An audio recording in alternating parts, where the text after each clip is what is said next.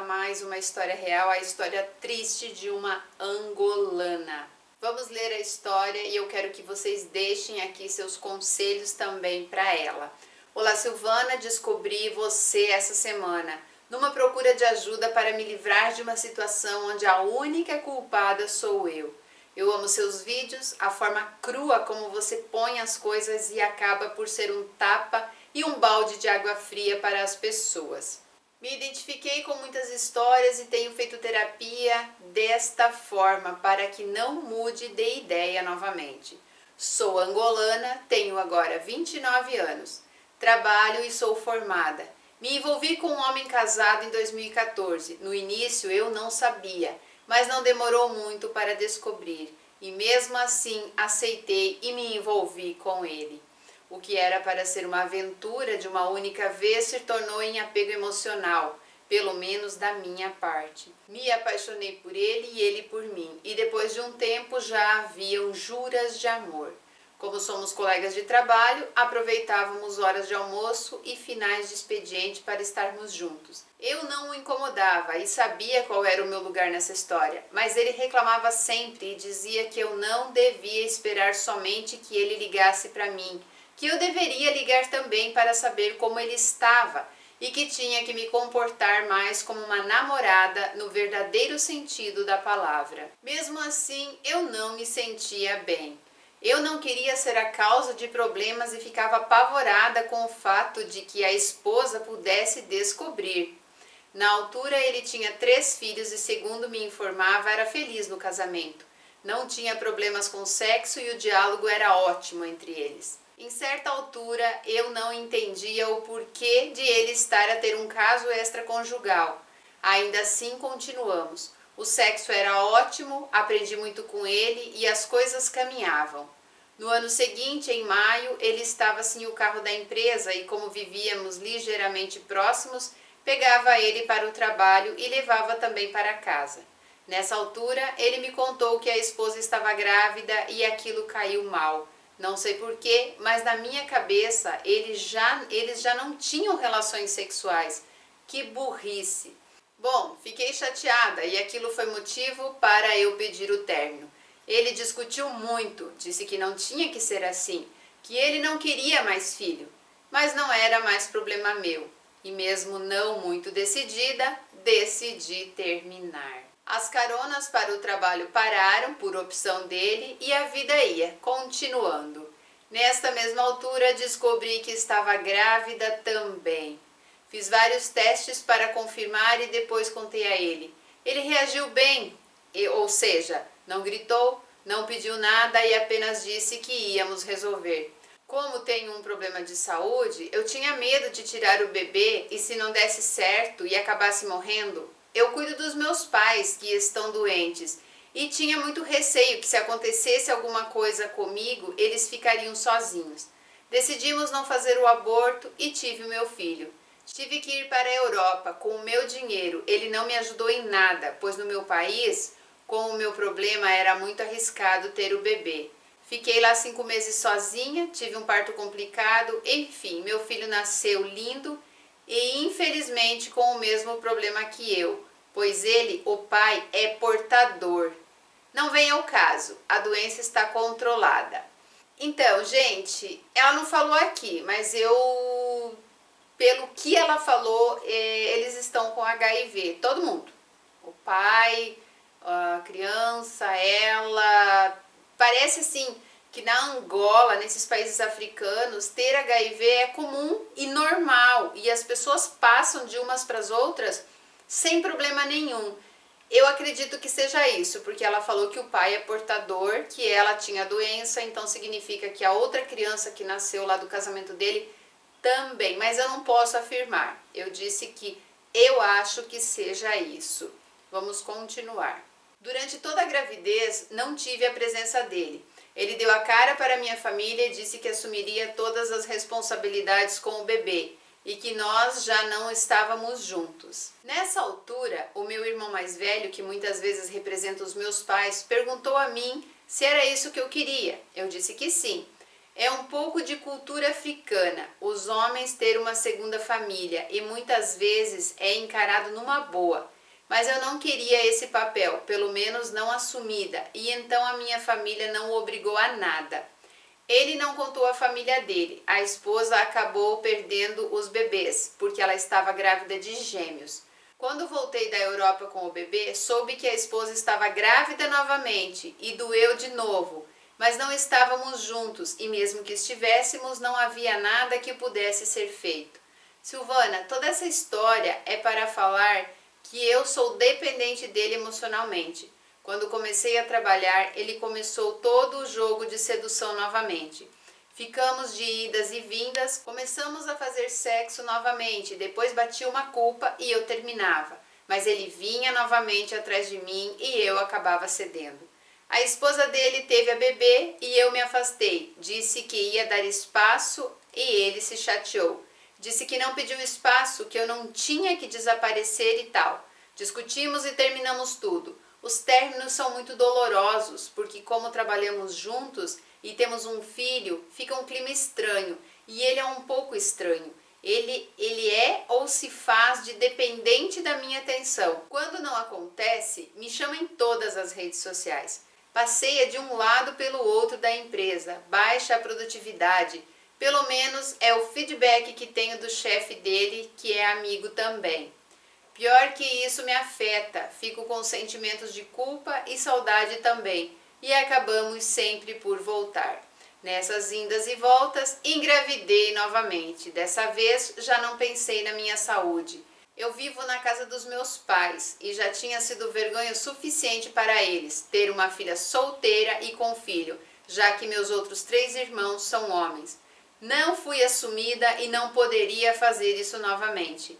Não podia ter um bebê doente novamente e até médicos aconselharam o fim dessa relação.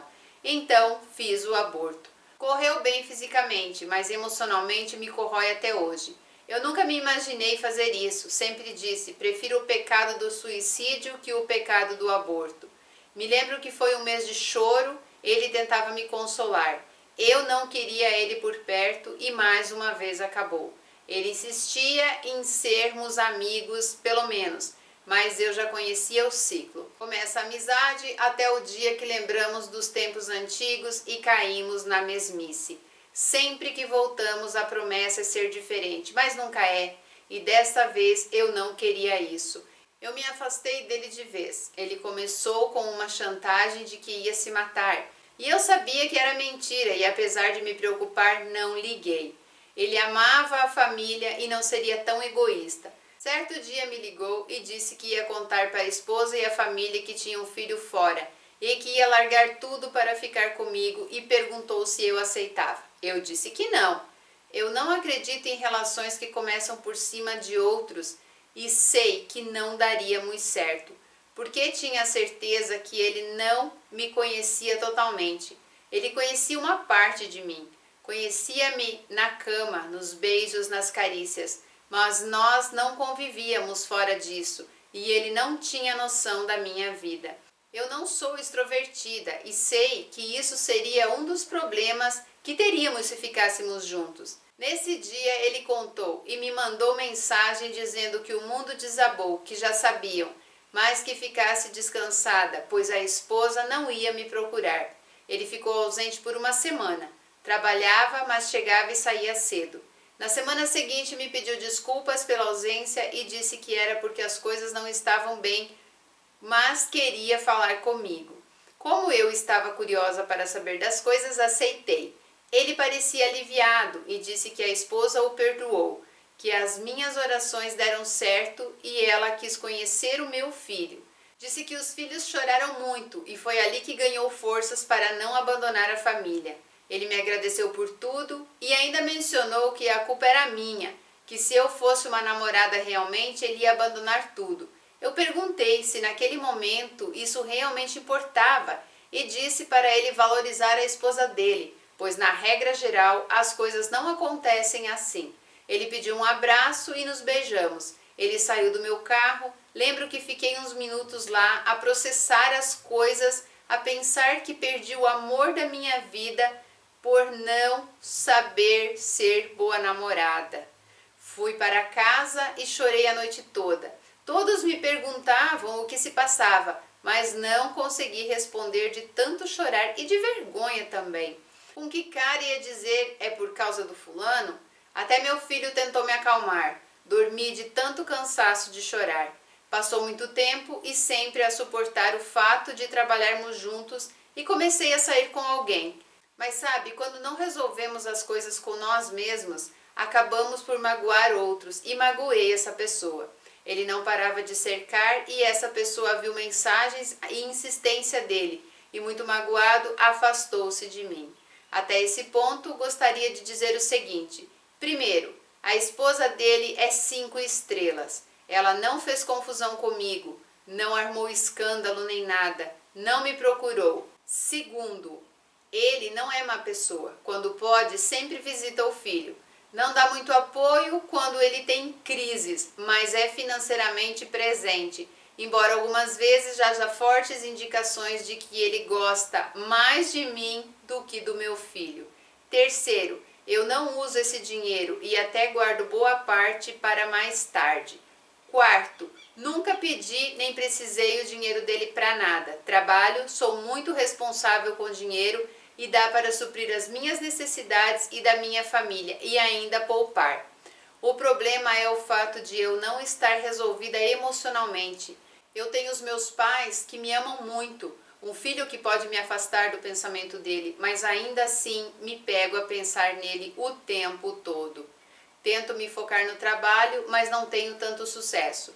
Em tempos, o meu pai me perguntou: por que continuas a dar corda para alguém que disse para todo mundo que não te assumiria? Isso foi um balde de água gelada, principalmente vindo do meu pai. Ele não costuma ligar para essas coisas. A minha mãe não para de me pedir que me afaste dele. Para ela, eu ando a perseguir ele, por isso ele não me larga.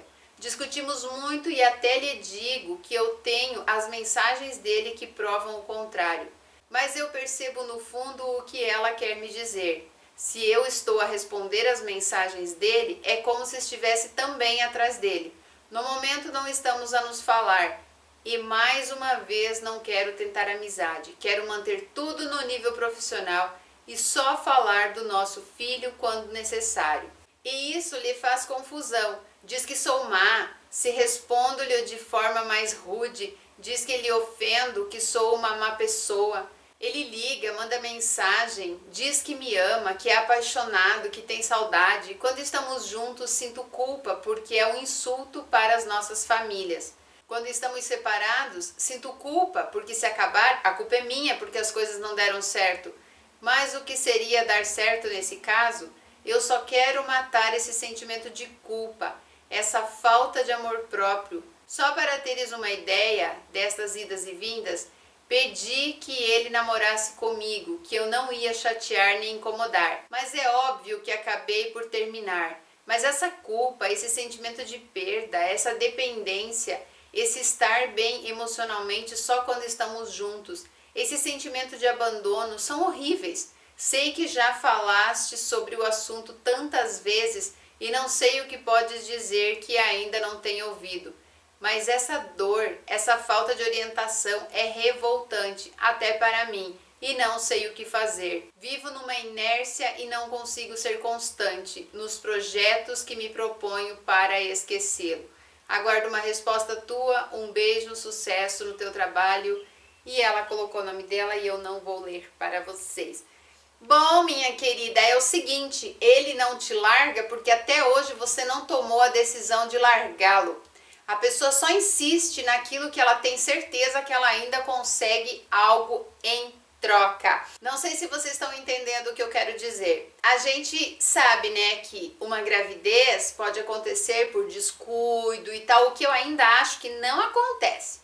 Sabe, uma gravidez, porque até o próprio descuido, né, você foi responsável por ser descuidada. Mas tudo bem, eu sei que 2% de gravidezes não planejadas poderiam acontecer, mas 2 vezes no mesmo lugar, o raio caiu, eu acho que houve sim falha técnica aí, né? um pouquinho de falta de atenção para você engravidar. E essa questão da doença também, né, está explícito aqui que é HIV. Então, como que você fica mantendo relações sexuais com um homem sem proteção? Porque assim, gente, o pouco que eu entendo de HIV, quando você fica transando sem proteção, vocês fazem cruzamento viral. Vocês estão transferindo o vírus de volta um para o outro, pelo que eu entendi, né? Mas não vamos entrar no fato aqui, porque ela até não falou qual é a doença que fez com que os gêmeos lá nascessem mortos, ou que, enfim. Vamos passar para a próxima fase aqui. Independente disso, esse homem só vai te deixar em paz no momento que ele sentir que você não quer mais nada com ele. Mas ele sabe que você quer alguma coisa, então vocês ficam nessa.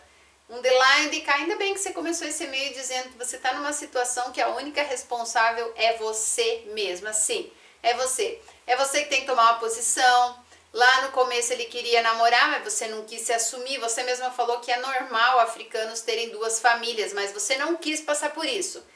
Continua se fazendo de...